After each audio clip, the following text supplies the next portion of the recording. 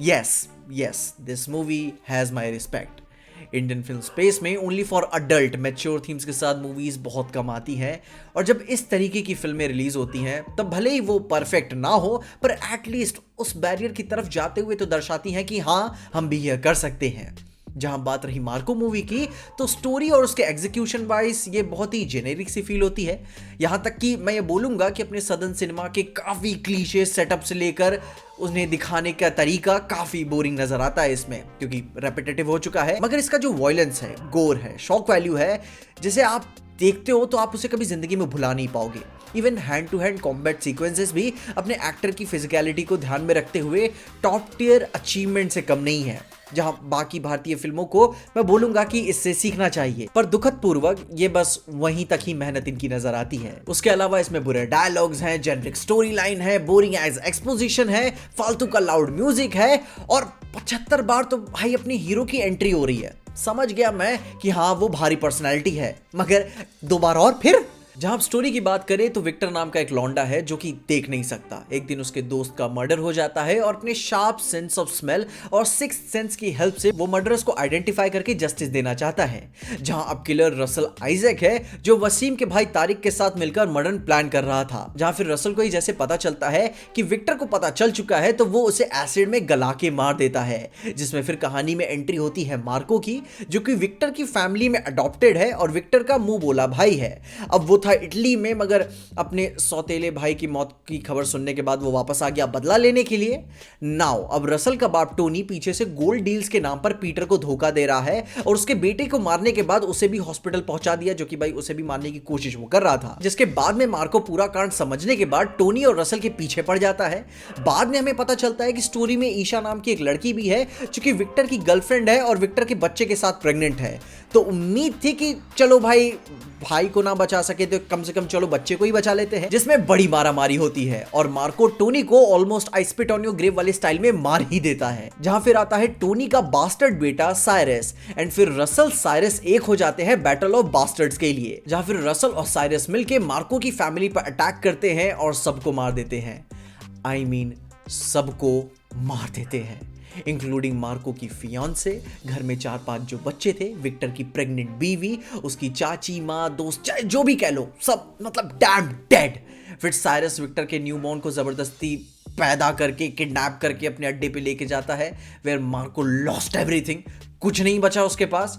I mean उसका भाई चाची कुछ बचे होंगे, जो कि माइकल मूवी में आई थिंक उसका कुछ कनेक्शन पड़ा हुआ है, पर वो इंपॉर्टेंट बात नहीं है। इंपॉर्टेंट ये है कि जो शॉक वैल्यू आपको ठीक अपने मेन क्लाइमैक्स से पहले में दी जाती है, वो आप किसी भी इंडियन फिल्म से एक्सपेक्ट नहीं करते। अब हर टिपिकल मूवी की तरह मार्को इसमें भी अपना बदला ले लेता है, और बच्चे जो कि वो इन्फेंट होता है उसे लेकर वापस निकल जाता है।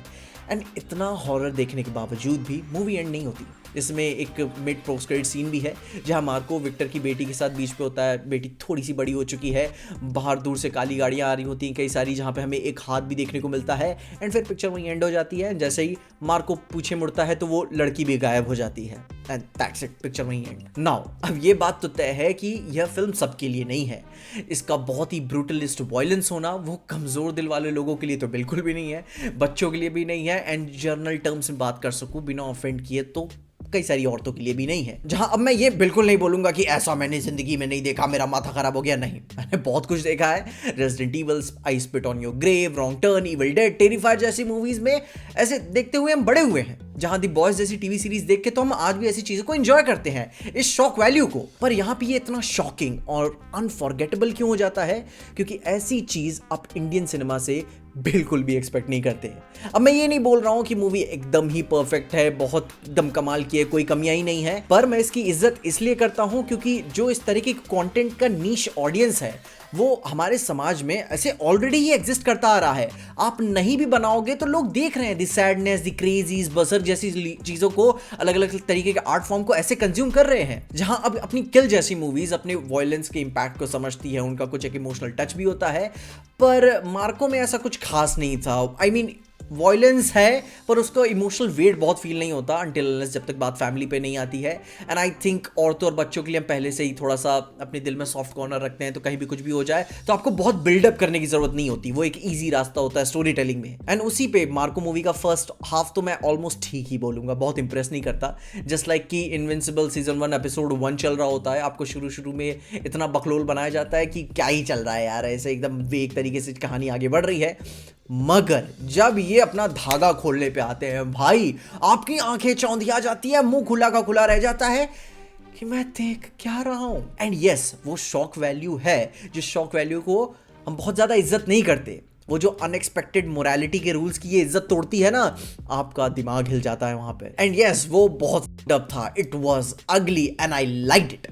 And hats off to the censor board यार, मेरे तरफ से पप्पी आपको एक फ्री। आप ये सब चीजें पास कर दे रहे हो तो टेरिफायर भी लगाई दो ना, लोग देख ही लेंगे। जहां अब इस तरीके की फिल्मों से समाज को क्या बनना है क्या बिगड़ना है वो अपने आप में ही एक अलग टॉपिक है। पर जितना मैं इस फिल्म की इज्जत करता हूं उतना ही मैं इससे नाराज भी हूं। नफरत नहीं करता हूं, मैं नाराज हूं, क्योंकि अगर आप ये चीज अचीव कर सकते हो तो बेसिक लेवल पे राइटिंग भी अच्छी कर लेते।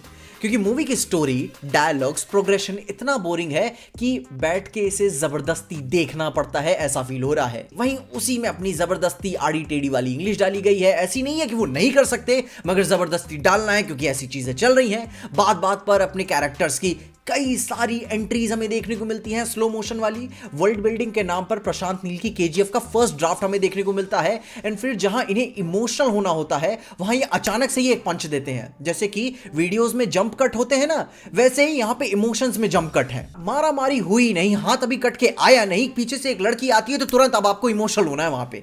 कैसे? एक बड़ा फनी सा भी सीन है मूवी के अंदर कि घर में लाइट चली जाती है क्लाइमैक्स के दौरान में ही, एंड सब टेंशन में इधर उधर भाग रहे हैं। एंड मार्को की गर्लफ्रेंड फियोंसे बिस्तर पे से अकेले बैठी हुई है भूतों की तरह। आई मीन मार्को उसे उठा के लेके जाता है, तू यहाँ चुप। आई मीन बहुत फनी सा था, कर क्या रही थी तू वहां पे।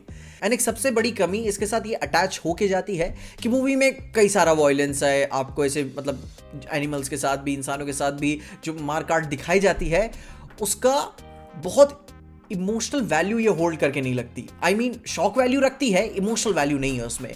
लेकिन आई मीन वो गोर फेस्ट कुछ पसंद आता है लोगों को, लोग एंजॉय करते हैं। अब क्या ही झूठ बोले, उस तरीके की मूवीज का अपना एक मार्केट है। लेकिन जो आपको ये फिल्म ऑफर करती है वो है अच्छे hand to hand combat sequences, violence, उस पंच का इम्पैक्ट आपको फील होता है, एंड लास्ट के 30 मिनट्स That was something जिसमें आए बात पे भी कई कॉम्बैक सीक्वेंसेस हैं जहां पे कुछ consistency issues, glitch and logic की कमी फील होती है। मतलब कि हीरो विलन की लड़ाई हो रही है तो एक तरफा ही लड़ाई चलती है, विलन आया है तो अपना काम करके जाएगा ही, हीरो को वहां पे पिटना ही है। वहां पे उसका कुछ हीरो वाला हीरोपंती कुछ काम नहीं करेगा। एंड फिर जब हीरो की बारी आएगी तो विलन कुछ नहीं कर पाएगा, जो अपना रौला सेट किया था कुछ एकदम धरा का धरा रह जाएगा। एंड इसी की ही तुलना में मार्को मूवी का स्टेयरकेस वाला वो पूरा सीक्वेंस इतना कमाल का क्यों है? आई मीन उस सीक्वेंस की मैं पूरी बहुत इज्जत करता हूं क्योंकि वहां पे कैरेक्टर अपना कॉन्स्टेंटली अंडर थ्रेट में रहता है, मार खा रहा है, खड़ा भी नहीं हो पा रहा है, उसे दर्द भी हो रहा है, हमें नजर आ रहा है कि वो थक भी रहा है, जैसे कि जॉन विक लड़ते लड़ते नहीं थक जाता है। एंड फिर वहां पे अपने हीरो का ह्यूमन फॉर्म हमें नजर आता है कि हाँ बंदा सुपरमैन नहीं है, उसके साथ भी अपनी नॉर्मल चीजें होती हैं। एंड फिर भी वो लड़े जा रहा है। पर ऐसे कई सारे इंस्टेंसेस हैं मूवी में जो उसकी एक्शन की अपील को लेकर कह सकते हो कि ये टिपिकल सदर्न सिनेमा वाले मास पे जाते हैं कि भाई सुपरमैन आ गया है, एक मैजिक गोली होती है, कोई बात सुन के रप्पा रप्पा चालू। नहीं, ऐसा नहीं होता। आपको लगती है इवन आपके रेज वाले फॉर्म में आने के बावजूद भी। बाकी चलो इतनी भारी भारी कमियां होने के बावजूद भी आई रिस्पेक्ट दिस मूवी। नाराजगी हैं, कई सारी हैं, बड़ी बड़ी नाराजगियां हैं, मगर एटलीस्ट कुछ बहुत बड़ा आपको ऑफर करके जाती है। वो कहता है ना, मैं आपसे ये लूंगा मगर मैं आपको ये सारी चीजें दे रहा हूं, तो उसकी वजह से मैं बहुत इंप्रेस हुआ। क्योंकि अब एक बात तो तय है, कुछ भी हो जाए आप इस फिल्म को भुला तो नहीं पाओगे, एंड फिर शायद इसे दोबारा देखो भी ना। एंड कोई क्यों ही देखेगा, कोई क्यों ही बैठा रहेगा वहाँ पे। जहाँ पर्सनली कहानी चेंज करते हुए इसके एंड से मैं बहुत ज़्यादा एग्री नहीं करता। वो एंड में मैं चाहता था कि विलन भी उतना सफ़र करे, पर खैर वो स्टोरी को चेंज करने वाली बात आती है। तुम्हारे हमारे चाहने से क्या होता है। एंड यस, मैं यहाँ पे कोई शायरी, कोई लाइन प्लग नहीं करूँगा, ठीक है ना, वो किसी और वीडियो के लिए। बाकी मैंने सुना है कि इस मार्को मूवी का माइकेल का ये कोई प्रीक्वल है, क्योंकि कैरेक्टर्स मैंने विकिपीडिया पर चेक किए, कई सारे बहुत सारे सिमिलर नज़र आ रहे हैं।